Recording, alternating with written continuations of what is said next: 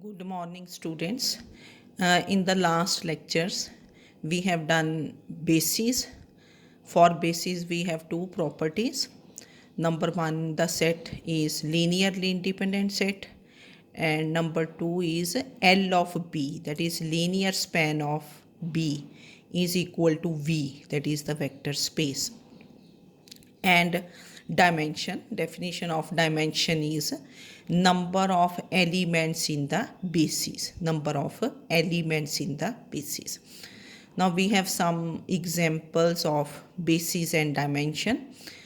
First is show that dimension of vector space q root 3. This is set of rationals over rationals of the type under root 3 over q is 2. ठीक है ना, q root 3. तो q root 3 means all numbers of this type, ये irrational numbers बन गए a plus root 3b. a plus जैसे ये root 3 है, root 3b, where ये जो a and b हैं they will be rationals. q stands for rationals है ना, q root 3.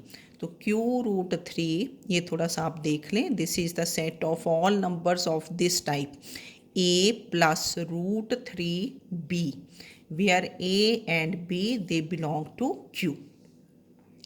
Now we have the set basis. We consider the set b. b is 1, जैसे a के साथ 1 है ना, 1 comma root 3. We consider the set b to be 1 comma root 3. Now we will show that this b is a basis of q root 3. We will show that क्योंकि vector space q root 3 है, we will show that b is a basis of q root 3. For this we show, first thing to show is कि b is linearly independent set. b is linearly independent set. तो linearly independent के लिए जितने vectors हों या जितने elements हों उतने स्केलर्स हम यूज़ करते हैं.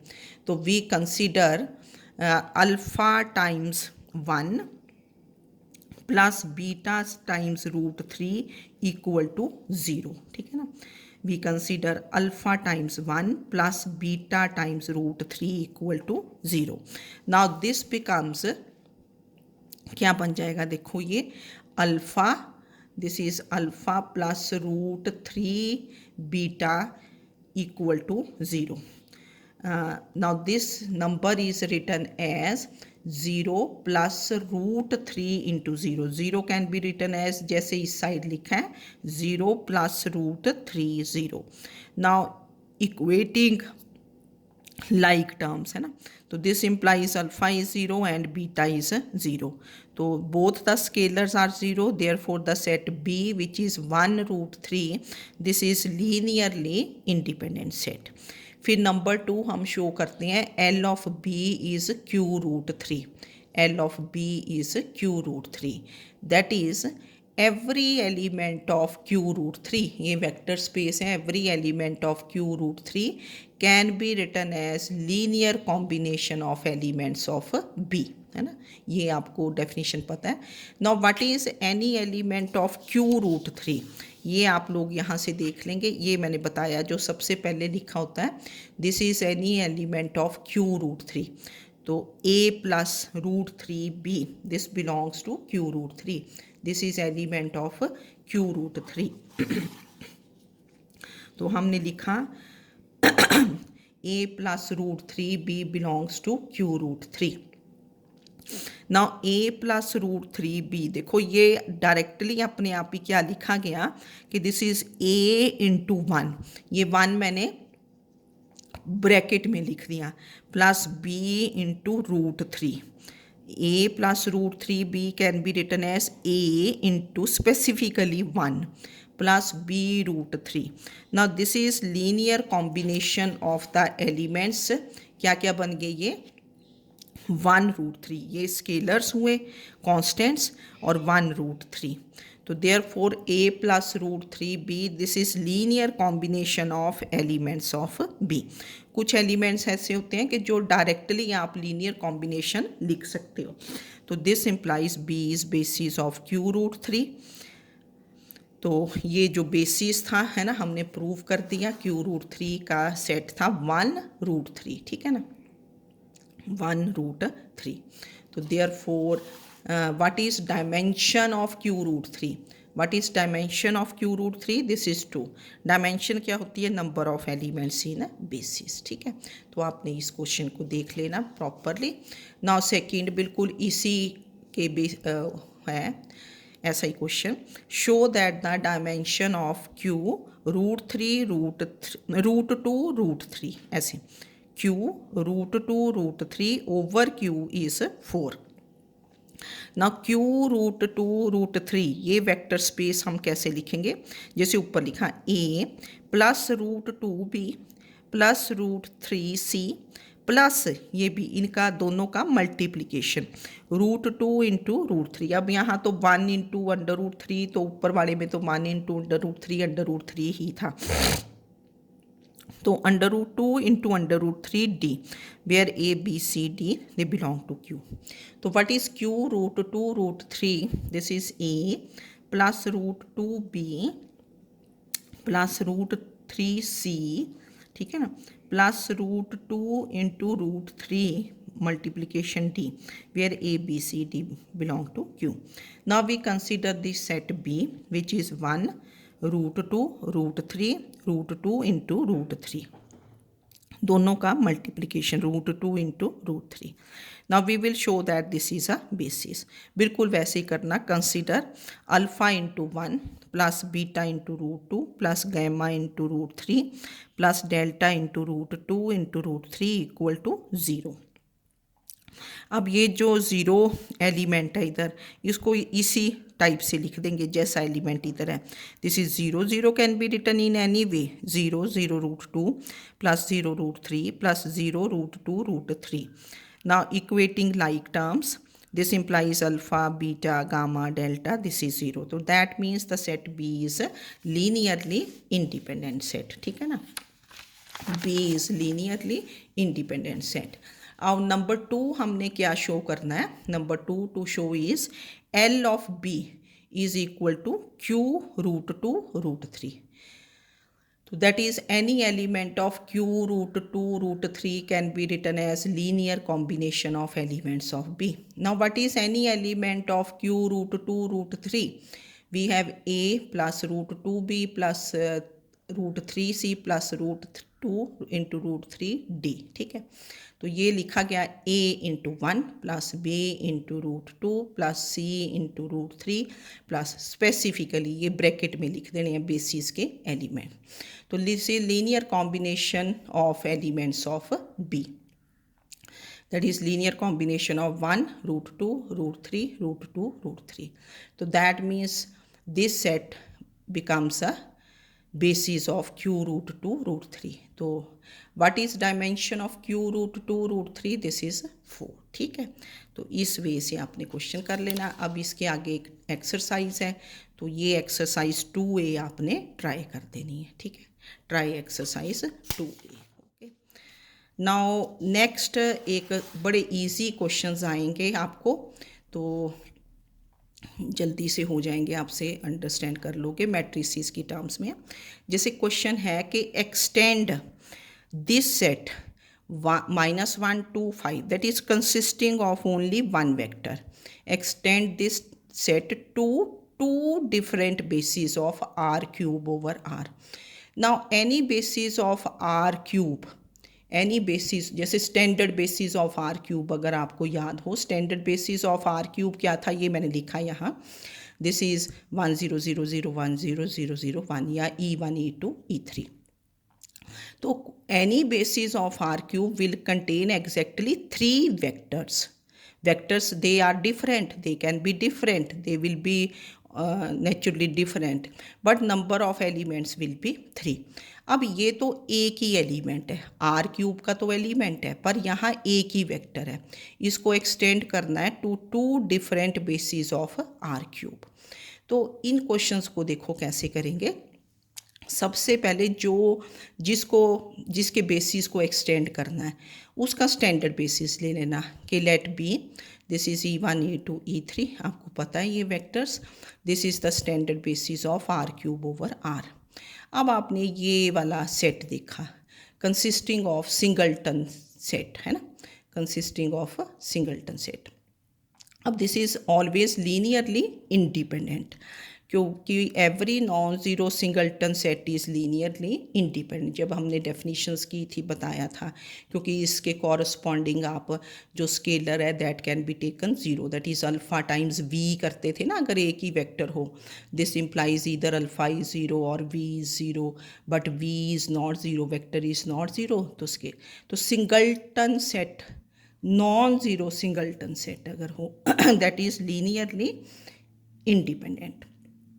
अब आपने इसको एक्सटेंड करना है, तो एक्सटेंड करने के लिए बड़ा इजी है, we consider another set, है ना, उसको B1 कर दिया, स्टैंडर्ड बेसिस को B किया, फिर एक अनदर सेट किया जिसमें जो आपका गिवन सेट है उसके तो वेक्टर्स पहले लिखने हैं, स्टार्ट में वो वेक्टर्स लिखने हैं। यहाँ तो एक ही वेक्टर था ना, ये ब्रैकेट नहीं मैंने लगाई, चलो लगा लेना, है ना, ये -1 2 5, फिर आगे स्टैंडर्ड बेसिस के एलिमेंट्स लिख देने हैं 1 0 0 0 1 0 0 0 1।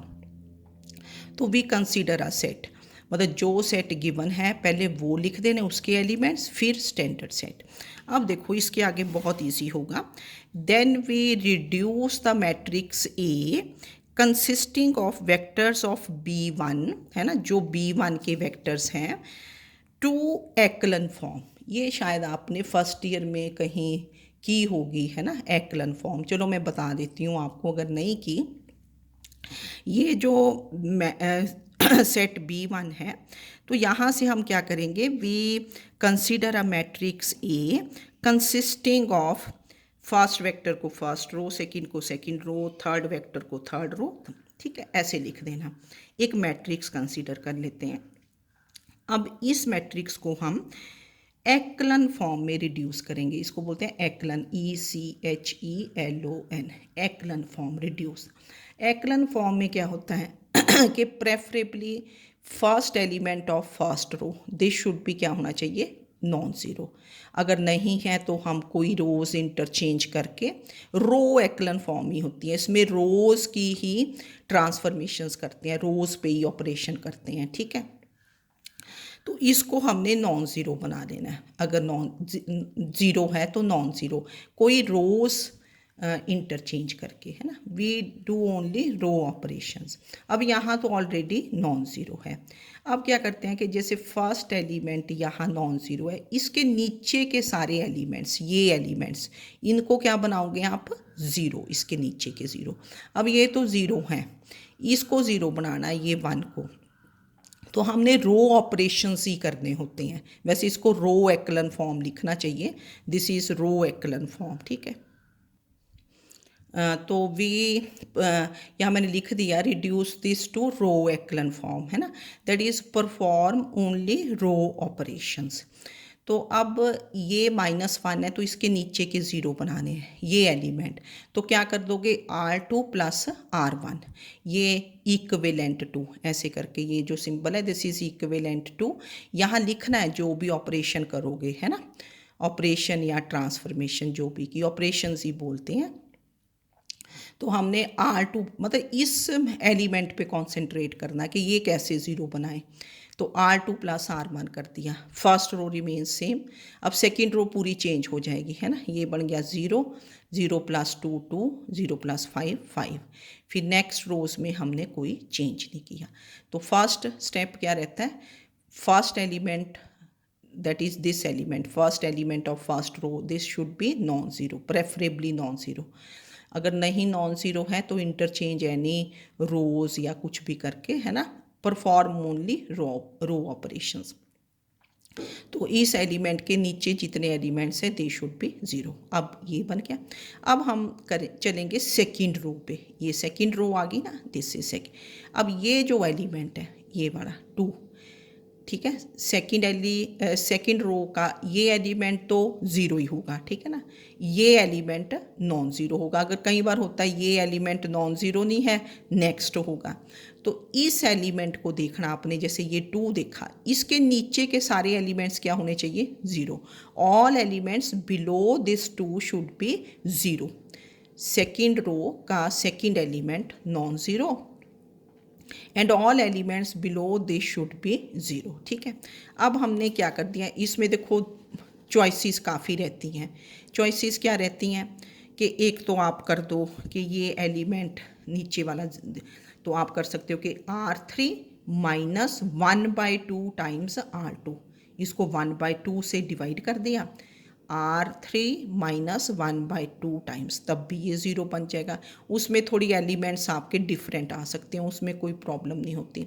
या जैसे हमने किया कि पहले इसको 2 से मल्टीप्लाई कर दिया, हमने ऑपरेशन लिखा 2R3 माइनस R2 कि चलो फ्रैक्शंस ना लाएं, तो उसके लिए क्या किया, मल्टीप्लाई थर्ड रो बाय 2, है ना। तो ऑपरेशन किया हमने ये 2R3 माइनस R2, तो ये फर्स्ट रो सेम रही, क्योंकि जो पहले रो लिखते हैं, पहले लिखा जाता है, उसमें चेंज होती है। First row second row will remain same. अब इस 2 के नीचे के एलिमेंट्स ज़ीरो बनाने हैं, तो थर्ड रो में चेंज होगी ना, ये तो ऑलरेडी ज़ीरो है। तो इसको ज़ीरो बनाने के लिए आपके पास चॉइस है। एक आप कर सकते हो R3 माइनस 1/2 टाइम्स R2, वो भी ठीक है, या 2 टाइम्स R3 माइनस R2, ठीक है, फर्स्ट रो सेकंड रो। तो ये बन गया। अब 2 टाइम्स R3 किया, ये 2 से मल्टीप्लाई किया, माइनस 2 कर दिया ज़ीरो, ये ज़ीरो ही बना, -5, फोर्थ रो रिमेन्स सेम। अब देखो ये एलिमेंट नॉन ज़ीरो, इसके नीचे के सारे ज़ीरो। सेकंड रो पे आगे this element non zero, all elements below this 2 are zero. अब ये है -5, थर्ड रो पे चले गए। अब थर्ड रो के पहले 2 एलिमेंट्स तो क्या होंगे, ज़ीरो। अब ये नॉन ज़ीरो है, ये नॉन ज़ीरो है, तो अब इसके all elements below this should be zero, इस -5 के नीचे के ज़ीरो होने चाहिए। अब इसको ज़ीरो बनाने के लिए क्या करोगे आप, ये कौन सी रो है, फोर्थ रो। आप ऐसे भी कर सकते हो R4 minus 1/5 times R3, R4 plus ही करोगे, है ना, फिर R4 प्लस 1/5 टाइम्स R3, या जैसे मैंने लिखा 5R4, इसको 5 से मल्टीप्लाई कर दिया, फिर यहाँ तो कोई चेंज होगी नहीं क्योंकि ये तो ज़ीरो ही है। 5R4 प्लस क्या कर दिया R3, तो फोर्थ रो में चेंज हुई, first same, second same, third same, और फोर्थ रो ये बन गई 0 0 0। तो this is in the echelon form. What is the echelon form, ये element non zero, all elements below this should be zero. Second row का this element non zero, all elements below this should be zero. Third row का this element non zero, all elements below this should be zero. जो non zero rows होती हैं वो matrix में ऊपर आनी चाहिए, they should occur at the top, और zero rows they should be at the bottom. अगर कहीं बीच में ज़ीरो रो आ जाती है, उन रोज को इंटरचेंज करके आपने लिख देना है, ठीक है ना। Zero rows they should be at the bottom, non zero rows at the top. अब which is the echelon form of A. अब क्या होता है कि इसमें जो नॉन ज़ीरो रोज होती हैं, non zero rows of echelon form of A, they form basis of R cube. जितनी नॉन ज़ीरो रोज होंगी they will form the basis of R cube. अब नॉन ज़ीरो रोज क्या थी, -1 to 5, comma, फिर 0 to 5, 0 0 -5। तो there four B2, इसको another set ले लिया B2, this is -1 to 5, 0 to 5, 0 0 -5। तो दिस इज क्या बन गया, एक्सटेंशन ऑफ, क्योंकि एक्सटेंशन करनी थी ना, this is extension of this set -1 to 5 to a basis of R cube, ठीक है ना। तो ये अब बेसिस बन गया इसका आर क्यूब का, ये एलिमेंट रहा और इसको हमने एक्सटेंड कर दिया। तो बहुत इजी था, आप इसको बड़े अच्छे से रीड करें। एक्लन फॉर्म कुछ लोगों को शायद आती होगी, नहीं आती होगी तो मैंने एक्सप्लेन किया, उसको 2-3 बार देखें, नहीं पता चलता तो पूछें, ठीक है। अब एक बेसिस तो हमने, अब देखो 3 वेक्टर्स बन गए बेसिस ऑफ आर क्यूब। अब उस we have to find another basis of R cube. अब अनदर बेसिस के लिए आप क्या करोगे, एक और बेसिस फाइंड करना है आपको, है ना। तो to find another basis of R cube, now we consider the set, we consider the set this, ठीक है। ये वाला सेट कंसीडर किया, देखो एक consider the set C which is -1 to 5, पहला वेक्टर वही रहा। अब आपने अपने जो स्टैंडर्ड बेसिस के वेक्टर्स थे, ठीक है ना, अब देखो स्टैंडर्ड बेसिस के ये वेक्टर्स थे ना 1 0 0, ये वाले ना, कहाँ, दिस इज़ 1 0 0 0 1 0। अब इसमें से कोई भी वेक्टर्स उठा के लिख दो ताकि वो एक्लन फॉर्म में ही रहे, क्योंकि फिर से थोड़ी रिड्यूस करना है। अब इनमें से देखो कौन से वेक्टर्स लिखे मैंने, -1 to 5। अब अगर आप लिख देते हो 1 0 0, फिर तो इसके नीचे 0 बनाना पड़ेगा, है ना। तो हमने लिख लिया ये वाला 0 1 0, ये E2 है, फिर लिख दिया 0 0 1। अब this matrix is in the echelon form. अब ये देखो ये नॉन ज़ीरो एलिमेंट, इसके नीचे all elements zero, second row this non zero element, all elements below this are zero, third row this non zero, आगे है इनमें 3 non zero rows, 3 non zero rows. तो therefore B2 becomes number of non zero rows, they form a basis of R cube, है ना, they are linearly independent होते हैं। तो this is another extension of this set -1 to 5 to a basis of R cube. तो 2 extensions हमने कर दी, एक में तीनों एलिमेंट्स, तीनों वेक्टर्स कंसीडर किए, उनको एक्लन फॉर्म में रिड्यूस किया, वहाँ से एक सेट आ गया, है ना, ठीक है ना, ये आ गया। तो एक हमने इन्हीं जो स्टैंडर्ड बेसिस के एलिमेंट्स थे वहीं से बन जाता होता है, तो उनको लेके एक अनदर एक्सटेंशन आ गई, ठीक है। फिर मैंने एक क्वेश्चन आपकी वैसे बुक में सॉल्व है, पर अपने आप करोगे तो ज़्यादा रहेगा, इजी पता भी चल जाएगा। ये है extend this set 1 1 1 1 1 2 1 2 to a basis of R4।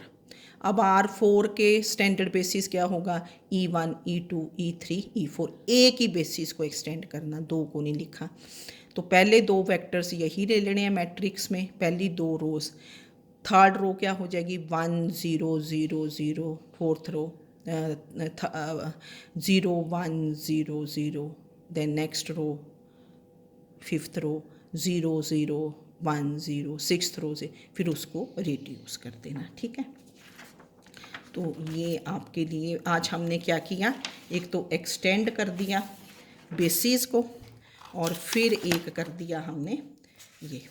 अब नेक्स्ट एक क्वेश्चन है बड़ा इजी, इसमें ना सारे क्वेश्चंस अब एक्लन फॉर्म के होंगे। क्या है, find basis and dimension of subspace W generated by the vectors, ये वाले vectors of R cube. Find basis and dimension of subspace W, subspace की बेसिस एंड डायमेंशन निकालना है, जनरेटेड बाय दीज वेक्टर्स, ये R cube के vectors हैं। Also extend this basis to a basis of R cube. तो इन questions के लिए आगे जो हम जितने भी क्वेश्चंस करेंगे वो बड़े इजी होंगे। हम क्या करते हैं, बेसिस डायमेंशन निकालने के लिए we consider a matrix A whose rows are the given vectors, ठीक है। एक फर्स्ट रो ये वेक्टर ले लेंगे, सेकंड रो ये वेक्टर, थर्ड रो ये और ये, ठीक है। ये W है, W सब स्पेस है जनरेटेड बाय दीज वेक्टर्स। तो हमने बेसिस निकालना है। Now we reduce this matrix A to क्या करोगे, echelon form, to row echelon form भी लिख देते हैं, है ना, टू एक्लन फॉर्म या रो एक्लन फॉर्म।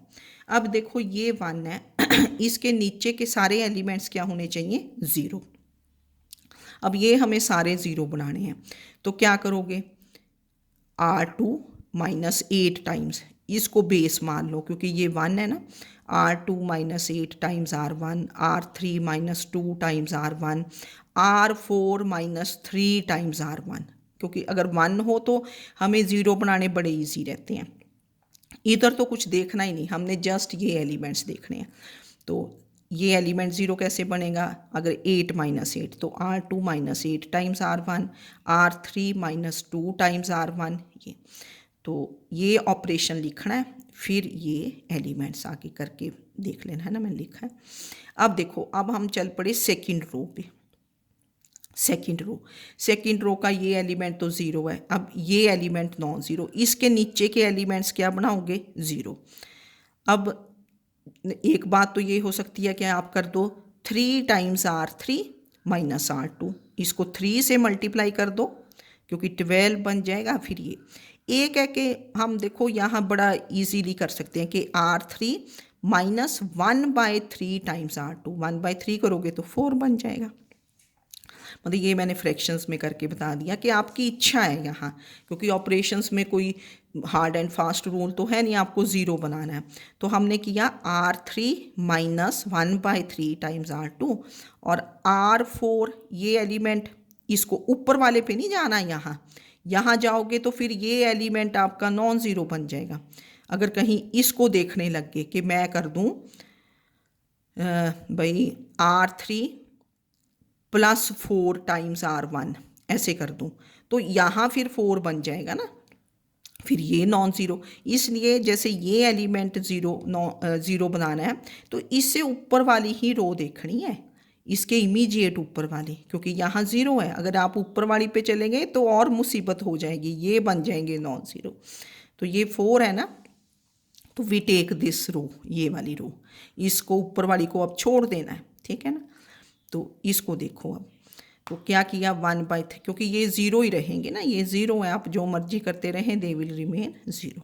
और R4 माइनस क्या कर दिया R2, ठीक है ना, R2, तो ये तो पूरा, तो ये बन गई, ठीक है। तो ये भी ज़ीरो बन गई, ये भी, ये तो दो ही स्टेप्स में आ गया। Non zero rows they are at the top, zero rows they are at the bottom. Now this is in the echelon form, this is which is the echelon form of a 1, all elements below 1 are 0, this is 12 non zero, all elements below 12 are 0, ये zero ही थे ना। तो non zero rows they form basis, है ना, basis, non zero rows of echelon form of A they form a basis. तो basis कितना बन गया, B becomes 1 first vector, 1 minus 1 1, second vector 0 12 minus 6। तो this is a basis of W, this is क्योंकि था ना सब स्पेस W था, find basis at dimension of subspace W generated by these vectors. बड़ा easy है कि you consider the matrix reduce to echelon form। अब उसने लिखा कि now extend this to a basis of R cube, to a basis of R cube means यहाँ 3 vectors होने चाहिए, एक ही बेसिस, टू अ बेसिस। अगर 2 हों फिर तो आपके पास ये है कि पहले ये कंसीडर किया, फिर सारे एलिमेंट्स लिखे स्टैंडर्ड बेसिस के, फिर उसको रिड्यूस किया। अब हमने देखा कि वी कंसीडर द मैट्रिक्स सी, पहले 2 एलिमेंट्स यही लिख दिए, और तीसरा एलिमेंट आप अपने स्टैंडर्ड बेसिस में से चूज़ कर लो जो यहाँ फिट हो जाएगा। अगर 1 0 0 लिखते हो तो रिड्यूस करना पड़ेगा, 0 1 0 लिखते हो तो रिड्यूस करने पड़ेगा। तो हमें थर्ड वेक्टर सूट करता है स्टैंडर्ड बेसिस का, तो पहले 2 वेक्टर्स तो यही रहेंगे क्योंकि वी हैव टू एक्सटेंड। तो थर्ड रो क्या लिख दी 0 0 1, now which is in the echelon form। तो ये बड़ा 1, ये है ना echelon। तो therefore this is extension of basis B to a basis of R cube. तो this is how we find basis, ठीक है। और एक्सटेंड करते हैं, 2 बेसिस को एक्सटेंड कर सकते हैं, एक सारे एलिमेंट्स लिख लो फिर उसको रिड्यूस करो echelon फॉर्म में अगर 2 बेसिस में करना है, और एक उनमें से जो फिट करता है आपको यहाँ बैठता है वो वेक्टर। अब यहाँ क्योंकि एक ही to a basis of R cube, तो हमने फर्स्ट रो लिखी, सेकंड रो लिखी जो वेक्टर्स थे बेसिस के। थर्ड देख लो, कि यही वेक्टर बनेगा, है ना। तो this is all about basis and dimension और एक्सटेंशन कैसे करते हैं। आगे 3-4 क्वेश्चंस मैं ऐसे ही करूँगी, बिल्कुल ईजी होंगे। Okay, thank you.